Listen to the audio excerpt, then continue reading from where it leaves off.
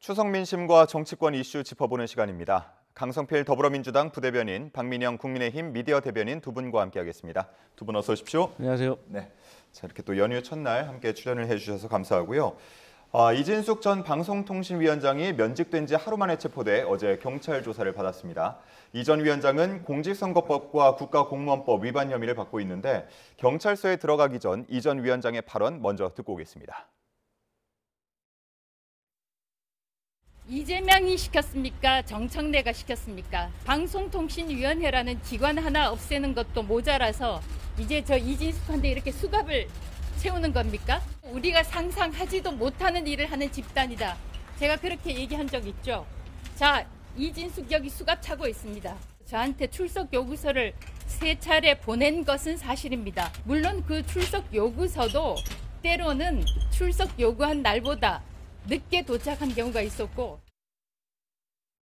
네, 압송된 이진숙 전 방송통신위원장의 모습 함께 보고 왔습니다. 어제 저녁에 체포된 뒤에 3시간 동안 첫 조사를 받았는데 이 전 위원장은 부당한 체포라면서 수갑을 흔들면서 아주 격앙된 모습을 보였습니다. 이게 또 공교롭게 명절 연휴가 시작되기 바로 전날이다 보니까 아무래도 시선이 더 모아질 수밖에 없는데 경찰은 계속된 출석 요구에 불응해서 체포할 수밖에 없었다라는 입장인 거죠. 사실 이제 이진숙 전 방송통신위원장에 대한 저희 민주당의 당원들, 지지자들 그리고 많은 국민들은 상당히 감정적으로 실망하고 사실 뭐 보기 좋은 모습은 아니었다라고 생각할 수는 있습니다. 근데 이제 그럼에도 불구하고 명절을 앞두고 저렇게 체포된 것에 대해서는 조금 안타깝다라는 말씀을 좀 드리고 싶습니다. 뭐 사람은 미워하되 죄는 미워야 사람은 미워하면 안 되니까요. 그런데 저도 처음에는 명절 앞두고 이렇게 체포까지 했을까? 그리고 또 수갑을 찬 걸 보면서 좀 의아한 마음도 있었습니다. 근데 이제 후속 보도가 조금 쏟아지면서 그리고 이제 정가에서 왜 어쩌다 저런 일을 당했을까라는 것이 내용이 조금씩 알려지는데 쉽게 말해서 어쨌든 법원이 정당하게 발부한 체포 영장입니다.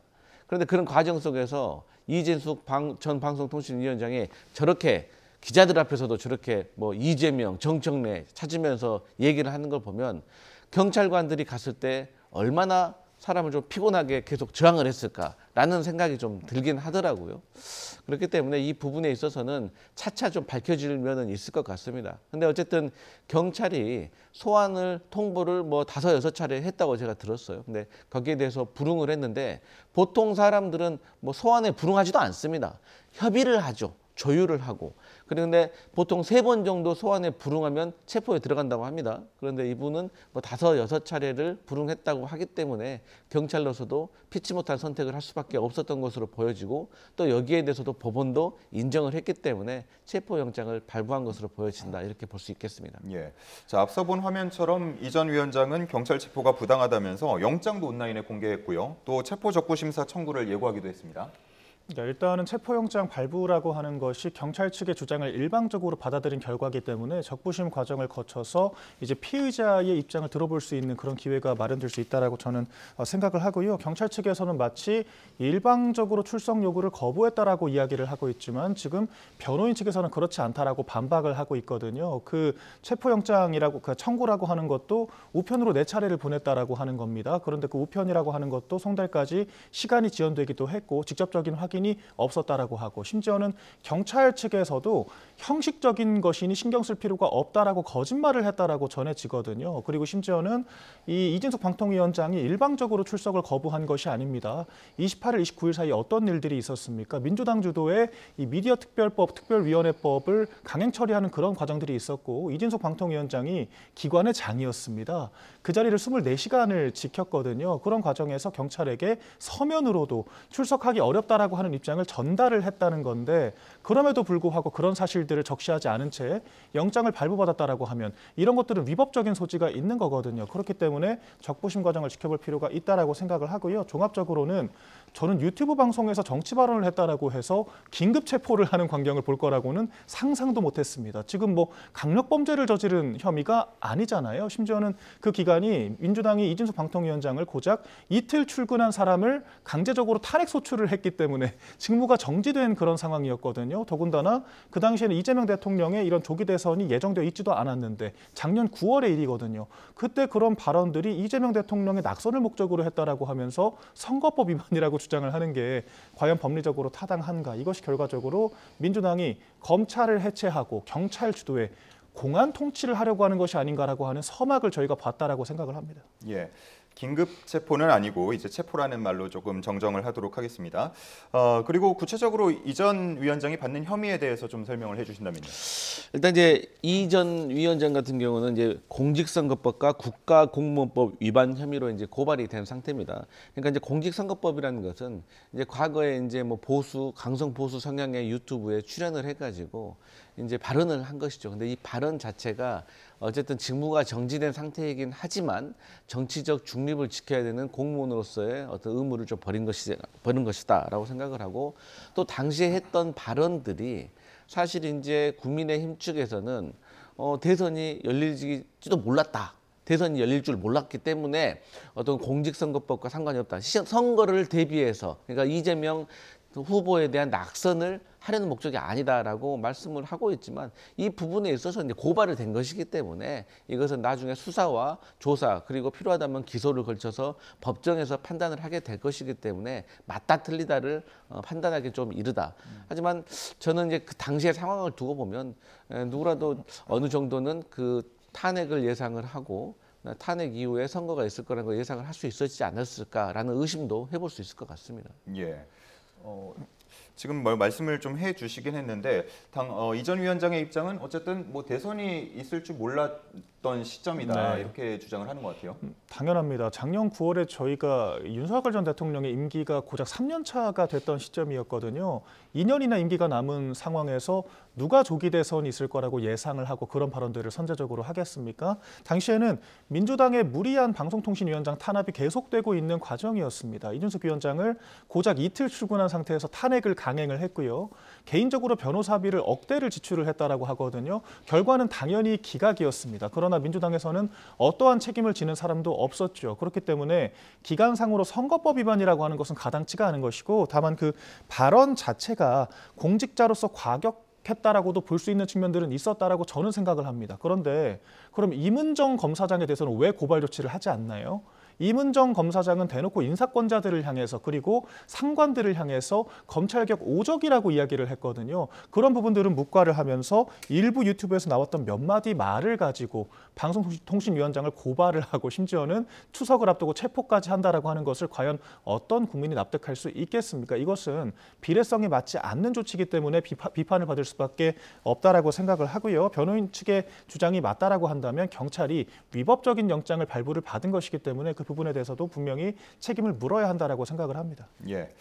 자, 이 전 위원장이 야간 조사는 거부를 했고요. 유치장에서 밤을 보냈습니다. 오늘 오전에 다시 경찰 조사가 재개될 예정인데 어떤 식으로 진행이 될 거라고 보십니까? 일단 뭐 이제 고발 내용이 있기 때문에 고발 내용의 진실관계에 있어서 확인을 하는 절차일 거라고 저는 생각을 해요. 그렇기 때문에 사실 저는 이진숙 전 방송통신위원장이 제가 생각해서는 그렇게 깊은 어떤 조사도 아닌 것 같은데 왜 여기에 대해서 소환을 부릉했는지 사실 좀 이해가 가지 않아서 좀 본인이 스스로 일을 좀 키운 격이 있는 것이 아닌가라고 생각을 하고, 저희 민주당의 많은 지지자들은 이진숙 본인이 이렇게 좀 탄압받는 서사를 일부러 만들어내려고 한 것은 아닌가. 그래서 다음 지방선거에서 어떤 특정 지역의 단체장이라든가 뭐 보궐선거를 노리고 있는 것이 아닌가라고 의심을 할 수밖에 없다라고 생각을 합니다. 그런데 국민의힘에서는 이제 이진숙 전 방송통신위원장의 발언이 중립적이지 않다고 저희 민주당에서 공격한다고 하면서 이문정 검사장은 왜 그러면 고발하지 않느냐라고 이제 말씀을 하세요. 뭐 일견 타당한 부분도 있다고 생각하지만 조금 자세히 들여다보면 이진숙 전 방송통신위원장이 뭐라고 했습니까? 좌파 집단은 상상할 수 있는 모든 걸 한다라고 했어요. 그리고 또 가짜 좌파들과 싸우는 전사가 필요하다고 했습니다. 일단 여기서도 저는 좌파와 가짜 좌파 이 두 집단하고 싸우고 있다는 것도 사실 방송통신위원장으로서 말이 좀 맞지가 않아요. 그리고 전사가 필요하다는데 본인이 공직자이지 전사입니까? 그렇기 때문에 이게 지극히 정치 중립을 훼손하는 발언인데, 이문정 검사장 같은 경우는 검찰 개혁과 관련된 발언을 한 거잖아요. 쉽게 말해서 본인이 검사이기 때문에 본인이 당사자인 거예요. 그러니까 당사자의 본인 직업에 대한 것에 대해서 의견을 낼 수가 있는 것이기 때문에 뭐 국민의힘에서는 그렇게 오해를 하실 수도 있지만 또 내용을 들여다보면 그렇지는 않다. 그렇게 판단할 수 있겠습니다. 네, 이 전 위원장은 어제 체포되면서 기자들 앞에 서서 그 유튜브에서의 자신의 발언을 다시 한번 또 인용하는 모습도 있었는데 국민의힘에서는 국면 전환용 공작이다 이렇게 보고 있는 거죠. 일단은 이준석 방통위원장이 대구시장 출마를 염두에 둔다라고 하는 것은 민주당의 좀 자가당착의 주장이라고 생각을 합니다. 지금 방송통신위원장의 임기가 정상적인 상황이었다라고 하면은 내년 8월까지로 예정이 되어 있었거든요. 지방선거가 언제입니까? 내년 6월에 치러집니다. 민주당이 이런 식의 탄압을 하지 않았다라고 하면은 이준석 방통위원장이 중간에 자리를 그만두고 나와서 출마할 명분이 전혀 없는 상태였거든요. 그렇기 때문에 이준석 방통위원장을 무자비하게 탄압을 하면서 그러면서 출마의 명분을 쌓고 있다라고 말하는 것 자체가 민주당의 자기 모순이라고 하는 점을 짚어드리고요. 저희가 국면 전환이라고 하는 점은 지난주 내내 가장 큰 화두가 됐던 것은 누가 뭐래도 김현지 전 총무비서관 현 부속실장의 실세 논란이었습니다. 그렇기 때문에 민주당 입장에서는 여권 내에서도 출석을 해야 되는지 말아야 되는지에 대해서 갑론을박이 펼쳐질 정도로 많은 곤혹스러운 상황들이 있었거든요. 그렇기 때문에 이런 부분들을 국면을 전환시키고 이준석 방통위원장 등에 대해서 추석 내내 추석 밥상에 다른 이야기를 할 수 있도록 유도하기 위한 그런 극단적인 조치가 아니었는가를 의심할 수밖에 없다라고 하는 것입니다. 그런데 저는 이것이 굉장한 자충수였다라고 생각을 하고요. 저만 그렇게 생각을 하는 것이 아니라 우리 국민들께서도 방송통신위원회 자체를 강압적으로 폐지를 했고 현재 헌법소원 절차가 진행될 예정인데 그런 절차 자체를 막기 위해서 무리한 체포를 한 것이 아닌가라고 의심을 할 수밖에 없는 상황을 연출을 했거든요. 그렇기 때문에 오히려 김현지, 이진숙이라고 하는 투톱을 추석 밥상에서 이야기할 수밖에 없는 상황일 것이고 이런 것들은 정부 여당에 큰 부담이 될 수밖에 없는 악수를 넣었다라고 생각을 합니다. 예. 자, 법원에서 체포영장을 발부받아서 경찰이 체포를 집행한 이 부분 연휴 직전이다 보니까 이 내용을 먼저 좀 다뤄봤고요. 이제는 추석 민심 경쟁에 대해서 얘기를 좀 나눠볼까 합니다. 보통 이제 명절이 되면 민주당은 호남선이 많은 용산역으로 또 영남권이 이어지는 서울역 쪽으로는 국민의힘이 나가곤 하는데 각각 목소리를 좀 들어보셨을 것 같아요. 이번에는 시민들로부터 어떤 목소리 들으셨습니까? 일단 저희는 이제 전통적으로 용산역, 호남선이 있는 용산역으로 많이 가고 그다음에 이제 국민의힘 같은 경우는 보통 이제 그 서울역을 많이 갔었습니다. 근데 이제 아무래도 이제 저희 지지자들이 많이 있기 때문에 사실 쓴소리를 하시는 분들도 있지만 많은 격려와 응원을 해주시는 분들이 많이 있다고 생각을 하고 또 그런 소리를 실제로 많이 들었습니다. 근데 어쨌든 저희 민주당이 지난 정권부터 계속해서 추진해왔던 검찰 개혁이 되어서 최근에 이제 마무리가 됐지 않습니까? 뭐 물론 앞으로 1년이라는 시간 동안 여러 가지 준비를 해야 되지만 큰 틀에서의 어떤 점은 찍었다라고 생각을 하는 데 대해서 국민 여러분들 그리고 많은 당원과 지지자들이 잘했다, 큰일 했다 그렇게 응원을 해주시는 것 같고 또 이제 아무래도 경제가 중요한 문제 아니겠습니까? 근데 우리 국민들이 많은 분들 중에 주가, 그러니까 관심이 많잖아요. 주식 투자하고 계시는 분들이 주가가 올라서 기분이 상당히 좋다. 지갑이 두둑해졌다. 이런 얘기를 많이 해주십니다. 그러면서도 이제 미국과의 관세 협상을 앞서고 있는데 트럼프 미국 대통령의 무리한 터무니없는 요구에 대해서 우리 정부가 잘 해야 될 텐데 이재명 대통령이 이 위기를 잘 돌파해야 될 텐데 하는 걱정도 함께 만들어 주셨습니다. 예.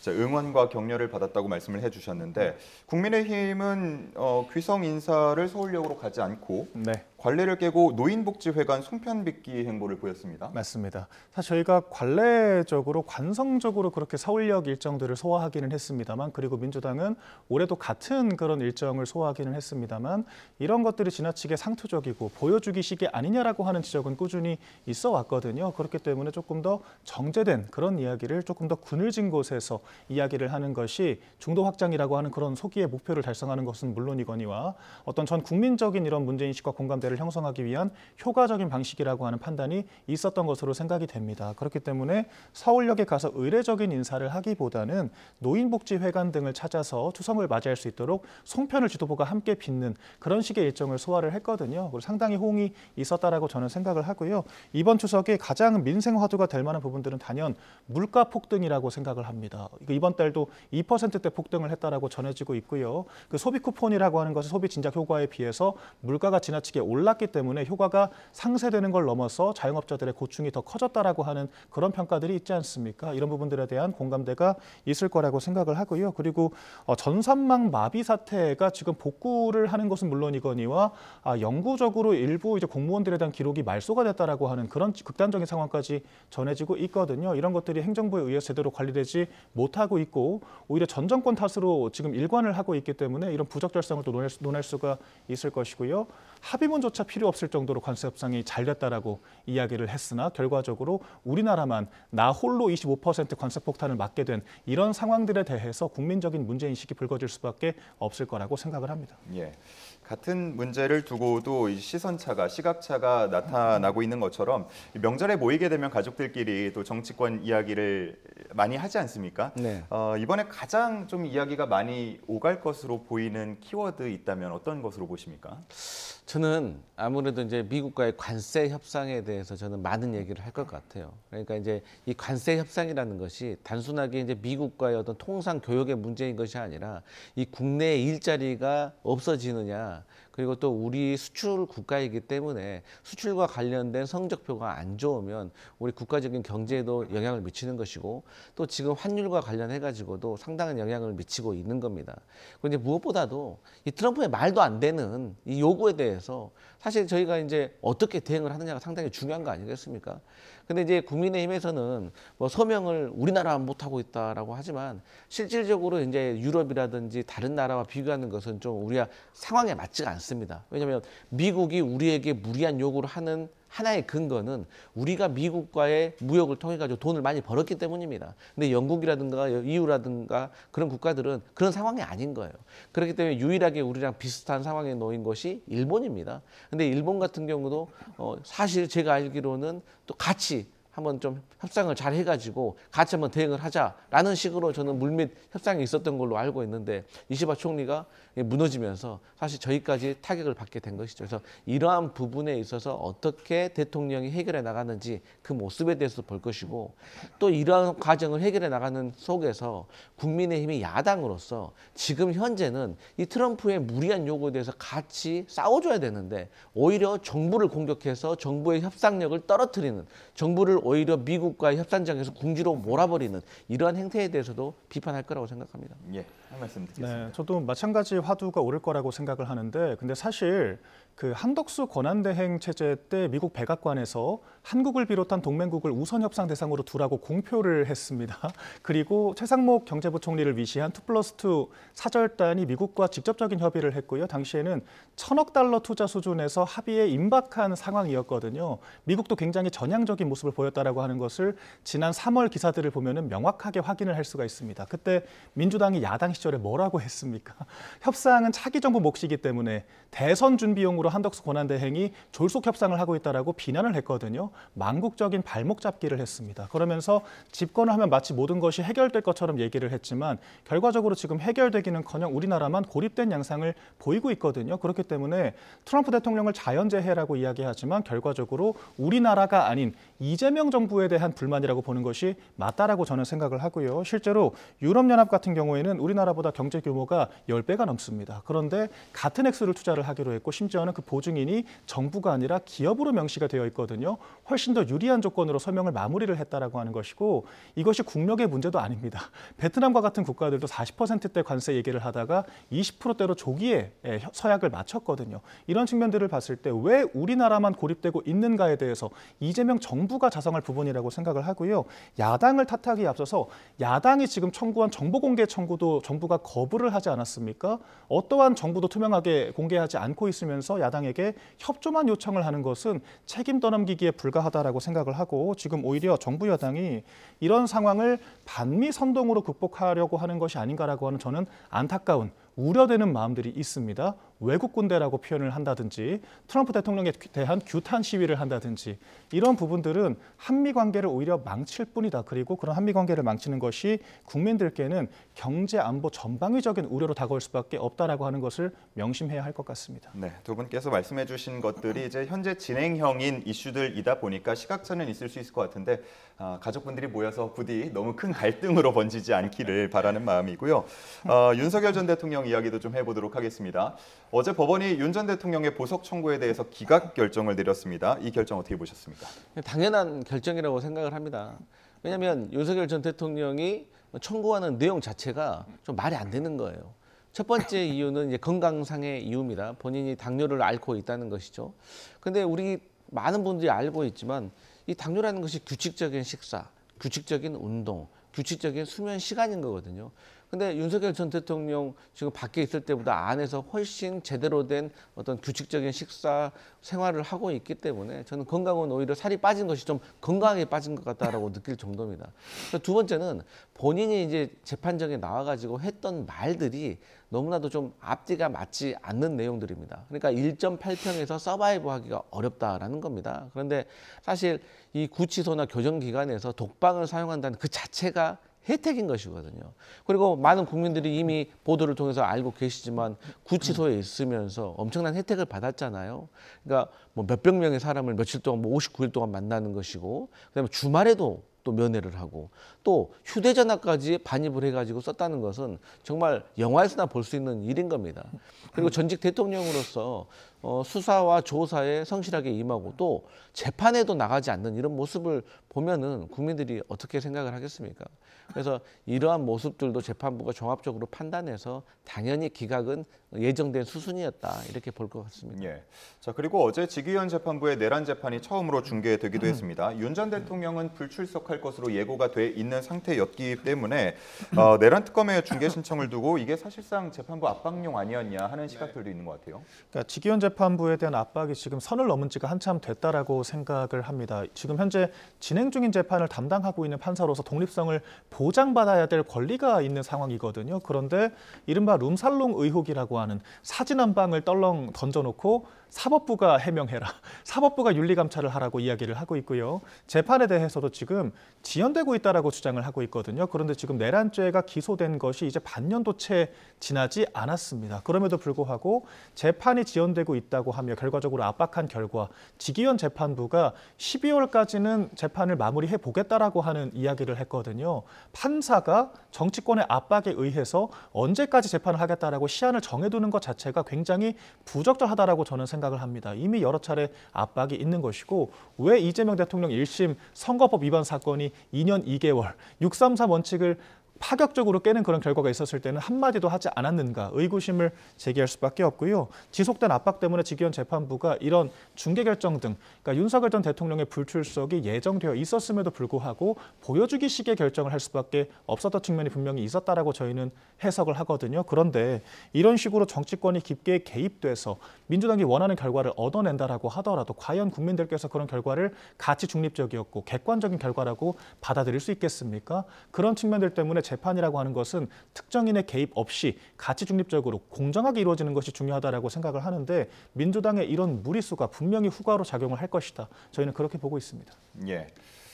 자, 그리고 이제 여론조사 내용도 좀 살펴보도록 하겠습니다. 추석을 앞두고 어제 나온 NBS 여론조사를 보면요.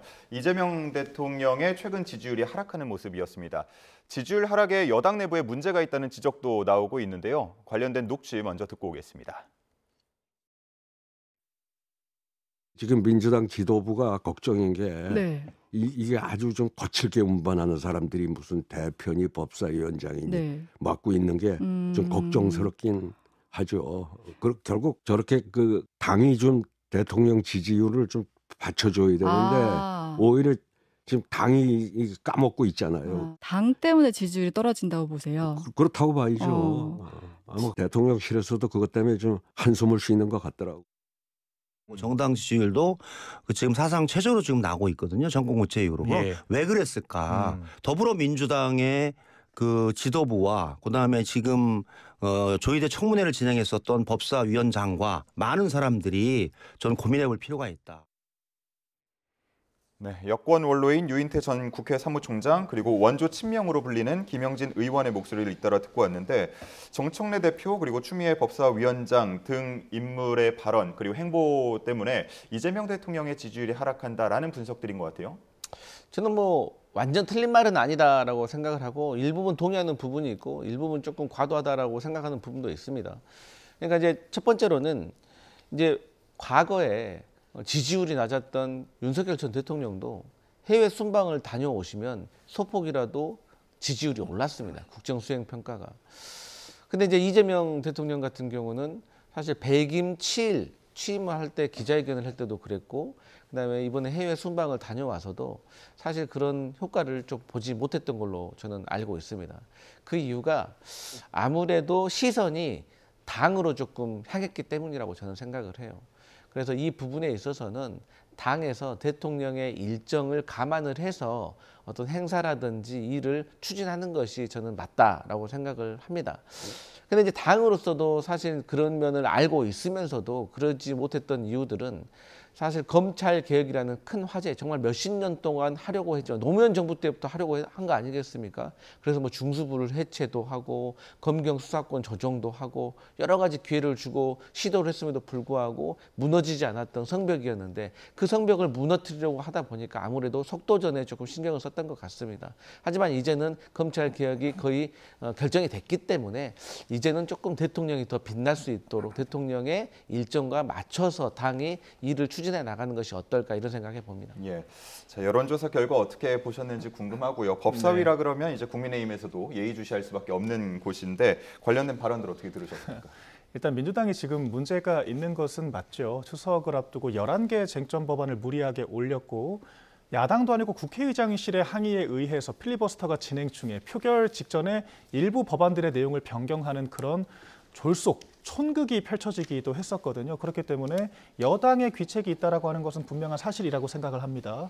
그런데 그렇다라고 해서 대통령실이 마치 지지율 하락의 원인이 정부는 없고 여당에게만 있다라고 하는 식으로 책임을 떠넘기는 것도 적절하지는 않다라고 저는 생각을 하거든요. 사실 유엔 총회라고 하는 것이 민주당이 이른바 어그로를 끌어준 덕분에 화두가 되지 않았던 것이 다행이라고 생각이 될 정도로 외교 참사 장면들이 여러 차례 발견이 됐었습니다. 이를테면은 멜라니아 여사 옆자리를 김혜경 여사가 비워뒀다라고 하는 점, 뭐 추후에 뭐 오후 리셉션에 참여하기 위했다라고 하면서 해명을 하긴 했습니다만 사진 한 장, 메시지 하나 증거가 제출되지 않은 그런 상황이거든요. 더군다나 트럼프 대통령이 주재했던 그런 오찬, 만찬 회동에 대해서도 145명의 대내외 귀빈들이 참여했다라고 하지만 이재명 대통령은 참석하지 않았고 관세 협상을 마무리 지을 수 있는 양자회담 기회를 스스로 걷어찬 것이 아니냐라고 하는 이야기들이 나왔습니다. 심지어는 유엔 총회 대표 연설에서도 교차 통역을 해야 되는 상황에서 혼자 이야기를 하고 떠난 바람에 통역사의 얼굴이 유엔 유튜브에 박제가 되는 그런 부적절한 상황들도 있었거든요. 이런 상황들을 봤을 때 오히려 민주당이 강성 지지층들이 호응할 수 있는 이슈들을 끄집어내 줌에 따라서 정부의 이런 과실들, 귀책들이 드러나지 않은 점을 다행스럽게 생각해야 되는 것이 아닌가라고 저는 생각이 들고요. 오히려 지금 여러 경제 실적들이 내년 초반부에는 본격적으로 나오기 시작할 겁니다. 그런 통계나 지표 그리고 체감될 수 있는 경제상의 변화가 일어났을 때는 더 큰 하락폭을 감내할 수밖에 없을 것이라고 생각을 합니다. 네. 근데 제가 사실 해명을 좀 드려야 될 것 같아요. 이재명 대통령이 트럼프 대통령이 주최한 145개국 해외 정상과의 리셉션에 참석하지 않은 거는 많은 경제 전문가들이 말하고 있지만 그 행사에 참석해서 트럼프와 마주쳤을 때 돌발적인 관세 협상과 관련된 어떤 발언이 나왔을 때 저희 협상에게 절대 좋지 않다는 겁니다. 그래서 전략적으로 가지 않았던 거라고 저는 알고 있고, 두 번째로 멜라니 여사 옆자리에 김혜경 여사 자리가 있었는데 왜 가지 않았냐. 트럼프 대통령의 그날의 연설은 10시였습니다. 이재명 대통령은 12시가 넘은 시간이었습니다. 근데 대통령의 배우자들은 대통령이 연설하면 떠납니다. 그러면 멜라니가 떠나고 나면 김혜경 여사는 그 자리에서 이재명 대통령도 없는데 두세 시간을 기다려야 됩니까? 그렇기 때문에 오후 리셉션을 갔다는 점을 말씀드립니다. 예. 좀만 첨언을 드리자면, 근데 이게 그 만찬 회동이라고 하는 게 꼭 트럼프 대통령 한 사람을 만나기 위해서 가는 자리는 아니지 않습니까? 그 대내외 정상들이 모두 참여했기 때문에 그런 사람들과 관계, 이른바 라포를 쌓는 그 과정 일체가 외교 무대라고 할 수 있는 건데, 그런 자리에 나 홀로 참석하지 않았다라고 하는 것 자체가 그 상대국과의 그런 라포 형성과 그 외교의 마중물을 만들고자 하는 그런 노력들을 기울이지 않은 것이 아닌가라고 하는 그런 생각을 들게 만들 수밖에 없다고 생각을 합니다. 네, 여기까지 듣겠습니다. 자, 강성필 더불어민주당 부대변인, 박민영 국민의힘 미디어 대변인 두 분과 함께했습니다. 명절 잘 보내시고요. 고맙습니다. 감사합니다.